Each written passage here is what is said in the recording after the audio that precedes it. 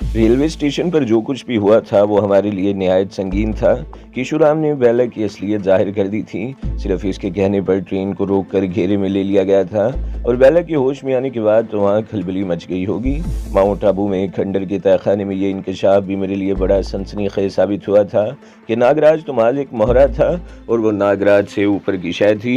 और अब किशोराम ने रेलवे स्टेशन पर भी ये इंकशाफ कर दिया था कि बेला बहुत बड़े सरकारी ओहदे पर है। और ये ओहदा क्या था अभी तक मेरी समझ में नहीं आ सका, लेकिन ये अंदाज़ा था कि वो पूरे शहर को ब्लॉक कर देने की कुव्वत रखती है। शुबा होना अलग बात थी, लेकिन वो मुझे अपनी आंखों से देख चुकी थी। मैंने इसे बेहोश करके ट्रेन के गंदे टॉयलेट में डाल दिया था और जाहिर है अब वो हर बार बरोए कार लाएगी। जोधपुर बहुत बड़ा शहर था, लेकिन हमारे लिए कई पनाह हासिल करना बहुत मुश्किल हो जाता। किसी होटल में तो जाहिर है हम नहीं ठहर सकते थे। गुज़श्ता रात होटल का तजुर्बा मुझे हो चुका था। अब जो होटलों में चेकिंग होगी इसमें न जाने कितने बेगुनाह शुबे में धर लिए जाएंगे। सीता का मिल जाना भी गनीमत था। इसने जो मंसूबा बनाया था वो अपनी जगह, लेकिन हमें किसी पनाहगाह की ज़रूरत थी जो हमें मिल गई थी। हमें 2-4 दिन तो हर सूरत में यहाँ रहना था और इस दौरान में यहाँ से फरार का कोई ना कोई रास्ता निकाल लेता।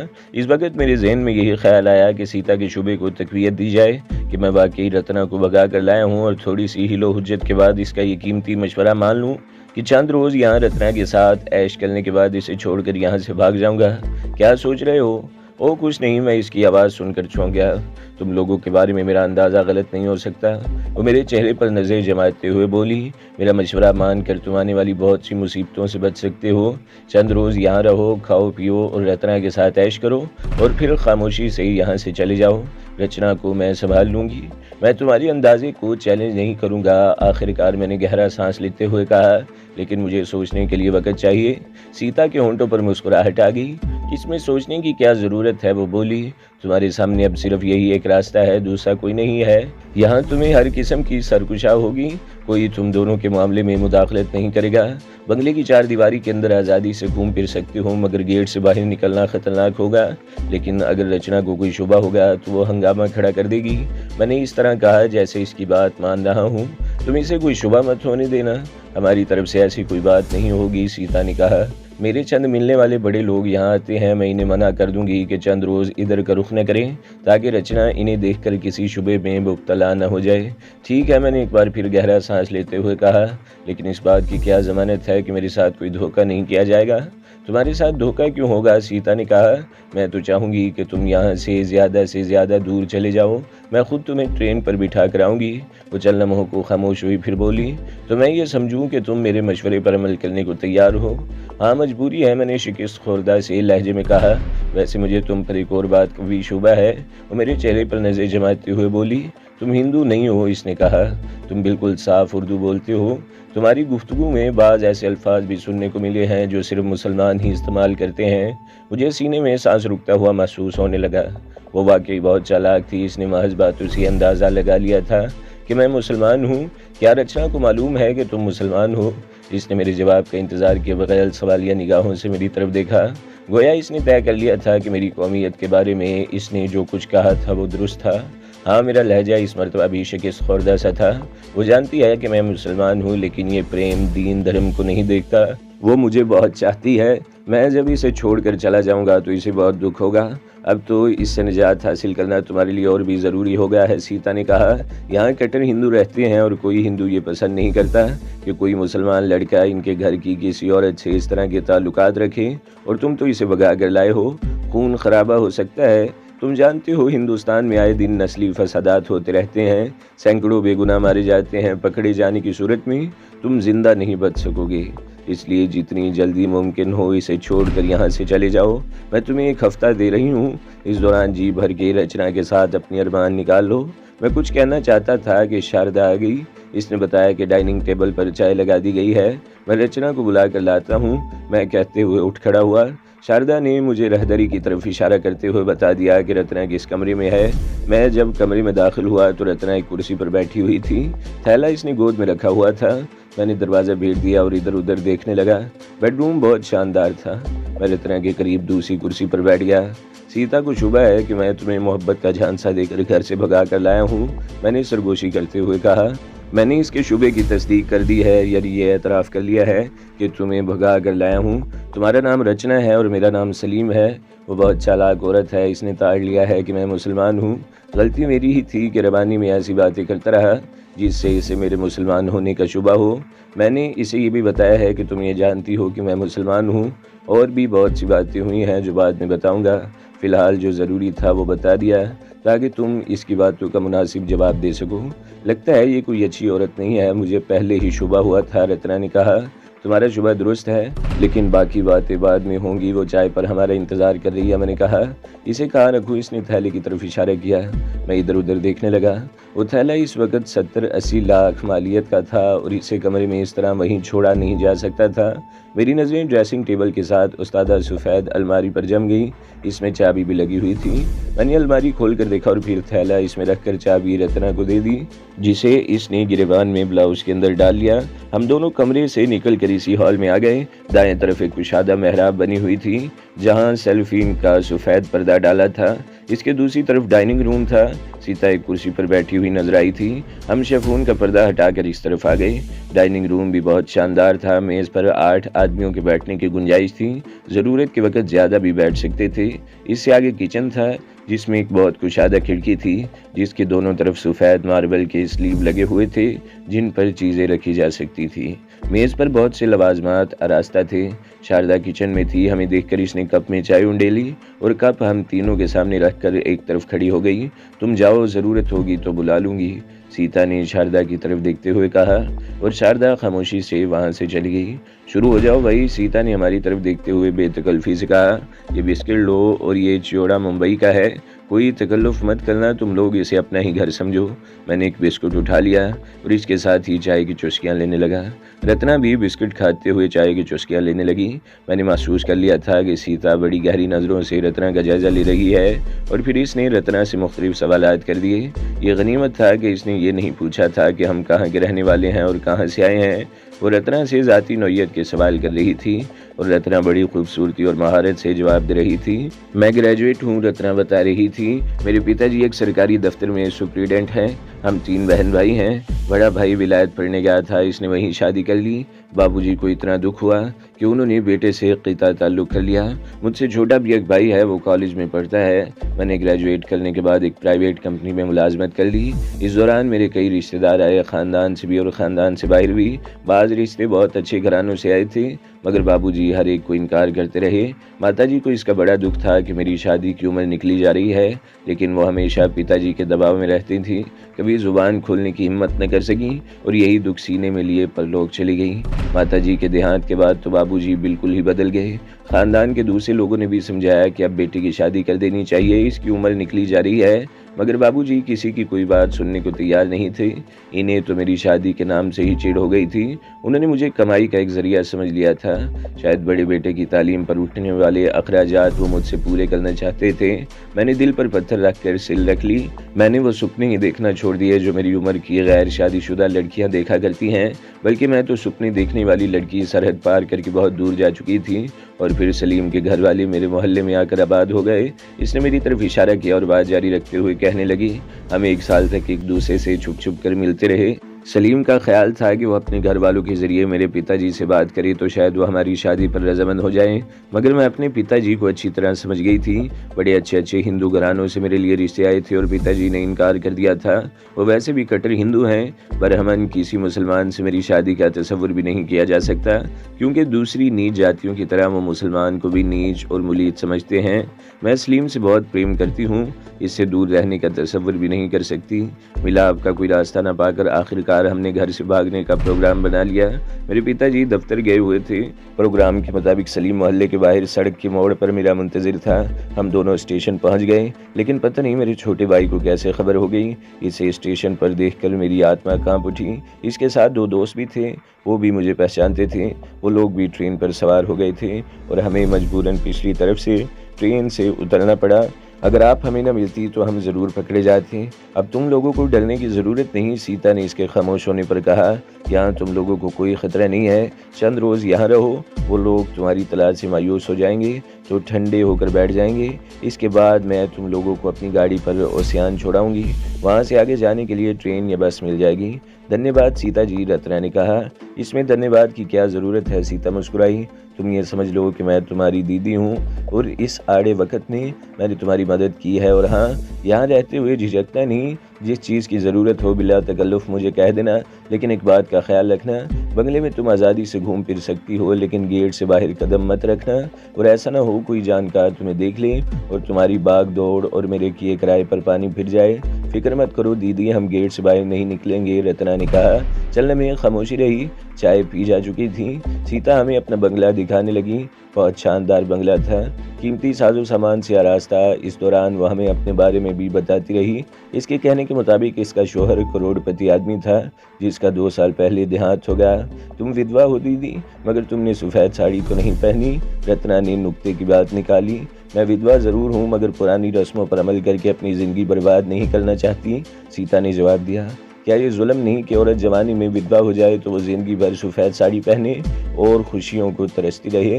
मैं ऐसी फरसूदा रस्मों को नहीं मानती। मैं तो जानती हूँ कि जिस तरह सती की ज़ालिमाना रस्म ख़त्म कर दी गई है, इसी तरह ये रस्म भी ख़त्म कर देनी चाहिए। विधवा औरत को भी खुशियों में अपना हिस्सा वसूल करने का हक हासिल होना चाहिए। हम बंगले से निकलकर बरामदे में आ गए। सीता शायद हमें लॉन दिखाने के लिए जाना चाहती थी, मगर इस वक्त अंदर कहीं फ़ोन की घंटी बजने की आवाज़ सुनाई दी और इसके 1 मिनट बाद शारदा दरवाजे से बरामद हुई। राजकुमार किशोर सिंह का फ़ोन है मैडम, शारदा ने सीता को बताया। मैं अभी आई, सीता कहते हुए अंदर चली गई। हम दोनों बरामदे में खड़े रहे। शारदा भी अंदर जा चुकी थी, अलबत्ता दूसरा लंबा तिरंगा मुलाजिम बरामदे में खड़ा था। मैं इससे कोई बात करना चाहता था, मगर इसी लम्हे सीता बाहर आ गई। इसने फ़ोन पर बहुत मुख्तसर बात की थी। वो सामने क्या है, मैंने दूर एक पहाड़ी की तरफ इशारा किया जहाँ गालिबन कोई किला था। सीता ने पहले चौंक कर मेरी तरफ देखा। मुझे फ़ौरन ही अपनी गलती का एहसास हो गया। इसी तो यही बताता गया था कि हम जोधपुर ही के रहने वाले थे, लेकिन मैंने एक ऐसा सवाल कर डाला था जो मुझे नहीं करना चाहिए था, मगर अब तीर कमान से निकल चुका था। वो 400 फीट ऊंची पहाड़ी पर पुराना किला है, सीता ने मेरी तरफ देखते हुए कहा। देखने की चीज़ है, मौका मिले तो ज़रूर देखना। इसके लहजे से अंदाज़ा होता था कि इसे मुझ पर कुछ और शुबा हो चुका है। मैं भी किसी काम से जा रही हूँ। राजकुमार किशोर सिंह का शुमार जोधपुर के एक ऐसे परिवार से है जिन्होंने तवील अरसे इस इलाके पर हुक्मरानी की है। इसने मुझे किसी काम से बुलाया है और मैं इनकार नहीं कर सकती। तुम लोग आराम से यहाँ रहो। तुम दोनों के लिए वही कमरा मखसूस कर दिया गया है जहाँ शारदा रचना को लेकर गई थी। मैं तुम लोगों को अलग अलग कमरों में रखकर तुम दोनों पर जुल्म नहीं करना चाहती। वो आखिरी जुमला कहते हुए मायने खेज अंदाज में मुस्कुरा दी थी। तुम कब तक आओगी, मैंने पूछा। मेरी वापसी की क्या फिक्र, सीता ने जवाब दिया। यहाँ लॉन में या बंगले के अंदर घूमो फिरो और इंजॉय करो। इसने शारदा को भी हिदायत कर दी। हमारे खाने वगैरह का ख्याल रखे और फिर बरामदे की सीढ़ियाँ उतर कर कार में बैठ गई। कार पुख्ता रास्ते पर मुख्तसर सा चक्कर काटती हुई गेट की तरफ बढ़ गई। गेट पर खड़े हुए गार्ड ने गेट खोल दिया। कार चंद सेकंड्स को वहाँ रुकी। सीता ने गार्ड से कुछ कहा और कार बाहर निकल गई। मैं और रत्ना बरामदे से निकलकर लॉन में घूमते हुए यूं तो मुख्तलिफ क्यारियों में भी गुलाब के फूल नजर आ रहे थे, लेकिन एक तख्ता सिर्फ गुलाब के लिए मखसूस था। इसमें कई इकसाम के गुलाब लगे हुए थे, हल्का गुलाबी, सुरख, गहरा सुरख, पीला, सफ़ेद और बनफशी रंग के फूल भी खिले हुए थे। मैंने एक फूल तोड़कर रत्ना के बालों में लगा दिया और खड़ा हुआ। गार्ड हमारी तरफ देखता रहा मगर बोला कुछ नहीं। इस वक्त दोपहर का 1 बज चुका था। धूप खासी तेज थी। हम कुछ देर एक दरख्त के नीचे पड़ी हुई कुर्सियों पर बैठे रहे और फिर अंदर आ गए। शारदा किचन में थी और दूसरा मुलाजिम किसी और काम में मसरूफ़ था। हम इस कमरे में आ गए जो हमारे लिए मखसूस किया गया था। अंदर दाखिल होते ही मैंने दरवाज़ा भीड़ दिया और एक कुर्सी पर बैठ गया। रत्ना मेरे सामने पलंग पर पैर लटका कर बैठ गई। तुमने सीता को कहानी तो बहुत अच्छी सुनाई है और मेरे ख्याल में अब इसे विश्वास हो जाना चाहिए कि मैं वाकई तुम्हें भगा कर लाया हूँ, लेकिन क्या? रत्ना ने सवालिया निगाहों से मेरी तरफ देखा। मामला गड़बड़ है, हमें यहाँ से निकलने के लिए खासी मेहनत करनी पड़ेगी, मैंने जवाब दिया। क्या मतलब? रत्ना ने मुझे घूरा। मैं चलने में खामोश रहा, फिर इसे सीता से होने वाली गुफ्तगू से आगाह कर दिया। रत्ना के चेहरे की रंगत बार बार बदल रही थी। इससे गुफ्तगू के दौरान कुछ गलतियां मुझसे भी हुई जिनसे इसके शुबहात को तक़वियत मिली। वैसे अच्छा ही है कि वो हमारे बारे में जो समझती है वही समझती रहे और इसका ध्यान किसी और तरफ न जाए, मैं कह रहा था। सीता हिंदुओं में ये नाम मरियम की तरह मुकद्दस समझा जाता है, मगर इस सीता के कर्म इस नाम के बिल्कुल बरक्स हैं। ये बहुत ऊंचे दर्जे की तवाइफ है। बड़े बड़े लोगों को औरतें सिप्लाई करती है। इस धंधे से वो शाहाना ज़िंदगी गुजार रही है। वो रेलवे स्टेशन पर हमारे पीछे भी इसलिए लगी थी। इसने तुम्हें ताड़ लिया था, वो तुम पर कब्जा करना चाहती है। मैं चलना मुझको खामोश हुआ, फिर इसे बाकी बातें बताने लगा। इसका मंसूबा है कि चंद रोज़ यहाँ रहकर तुम्हारे साथ ऐश कर लूँ और फिर तुम्हें यहीं छोड़कर गायब हो जाऊं और वो तुम पर कब्जा कर ले और तुम्हें अपनी मर्जी के मुताबिक चलाती रहे। इसने मुझे एक हफ्ते का वक्त दिया है और मुझे शुबा है कि इस एक हफ्ते के दौरान वो हमारे बारे में और भी बहुत कुछ जान लेगी। वो बहुत चालाक है। 2 और 2 के मिलाप का नतीजा अखज़ करना जानती है। जब इसे हमारी असलियत का पता चलेगा तो न जाने इसका रद्द-ए-अमल क्या होगा, लेकिन हमारे लिए सूरत हाल संगीन तर हो जाएगी। लेकिन ज़ाहिर है हम इसके कैदी बनकर नहीं रह सकते, ना ही इसे मनमानी करने का मौका दे सकते हैं। हमें जो कुछ भी करना है 2-3 दिन के अंदर अंदर करना होगा और ये 2-3 दिन भी हमारे लिए बहुत ख़तरनाक साबित होंगे। बेला अब खुलकर सामने आ गई है। वो हमारी खोज में अपनी पूरी ताकत इस्तेमाल करेगी। हो सकता है इसने पूरा शहर ब्लॉक कर दिया हो, लेकिन बहरहाल 2-3 दिन में हमें हर सूरत में यहाँ से निकलने का मौका तलाश करना है। रत्ना इस सूरत हाल से वाकई डर गई थी। हम कठिन से कठिन सूरत हाल का मुकाबला करते आए थे। मौत की आंखों में आंखें डाल कर देखा था, लेकिन इस वक्त हम आज़ाद थे और अब सूरत हाल मुख्तलिफ थी। हम इस चूहेदान में फंस कर रह गए थे जहाँ 2 हट्टे कट्टे मुहाफिज भी मौजूद थे। मैं अकेला होता तो मार धाड़ करता हुआ निकल जाता, मगर रत्ना की वजह से कुछ दुश्वारी पैदा हो सकती थी। इसे यहाँ छोड़ जाने का तो मैं तसव्वुर भी नहीं कर सकता था, लेकिन बहरहाल इस चूहेदान से निकलने के लिए हमें कोई ना कोई रास्ता तलाश करना था।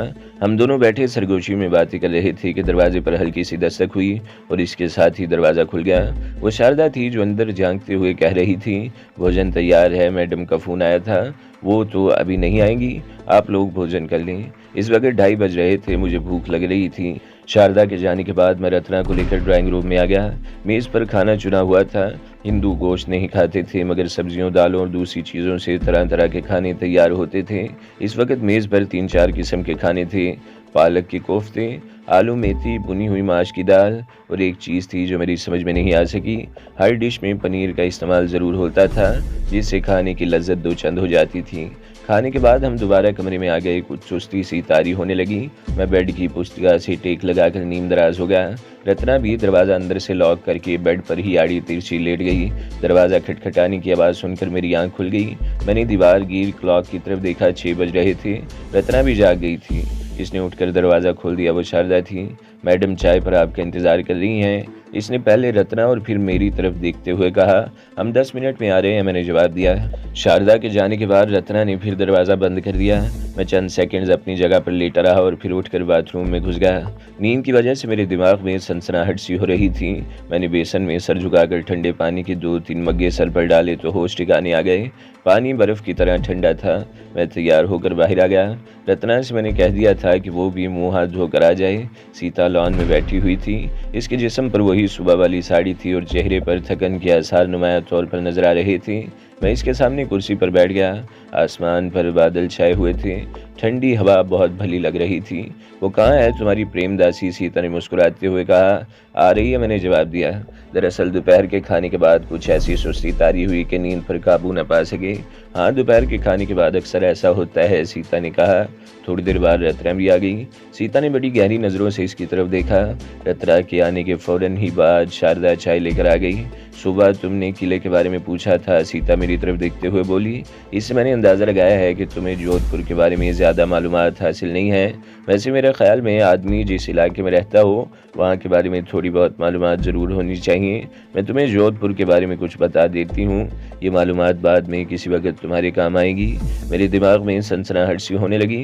मुझे अंदाज़ा लगाने में दुश्वारी पेश नहीं आई कि वो हमारे बारे में और भी बहुत कुछ मालूम कर चुकी है। जोधपुर एक बहुत कदीम तारीख़ी शहर है, सीता कह रही थी। यह खिता सदियों से बंजर और वीरान रहा है। मीलों दूर तक अब भी रेगिस्तान फैले हुए हैं। यहाँ सबसे पहले 1211 में कनौज यानी यूपी के राठौर आकर आबाद हुए थे। इस ज़माने में यहाँ ज़िंदगी का तसव्वुर भी नहीं किया जा सकता था। यह खिता जहन्नम का नमूना था। कन्नौज से नकल मकानी करके आने वाले टुकड़ियों में मुख्तलिफ इलाकों में आबाद होते चले गए। इनकी निस्बत से ये इलाका मावड़ा कहलाने लगा। छोटे छोटे कबीले मुख्तलिफ इलाकों में आबाद थे, जिनके सरबराह अपने आप को राजा कहलाते थे। मंदौर इस इलाके इस खित्ते का सबसे बड़ा कस्बा था और इसे राजधानी की हैसियत भी हासिल थी, लेकिन यहाँ ज़िंदगी की वो सहूलतें मुयसर नहीं थी। पानी सबसे बड़ा मसला था। फैलता हुआ सहरा पानी के ज़खायर को निगल रहा था। 1459 में राव जोधा ने मंदौर से 5 मील के फासले पर एक और शहर आबाद किया, जो इसके नाम पर जोधपुर कहलाने लगा। तो दोस्तों, अगली किस्त सुनने के लिए हमारे चैनल को ज़रूर सब्सक्राइब करें, वीडियो को लाइक करें और बेल के आइकन पर भी क्लिक कर दें, ताकि हर जो आने वाली वीडियोज़ हैं वो आपको सबसे पहले मिलती रहें।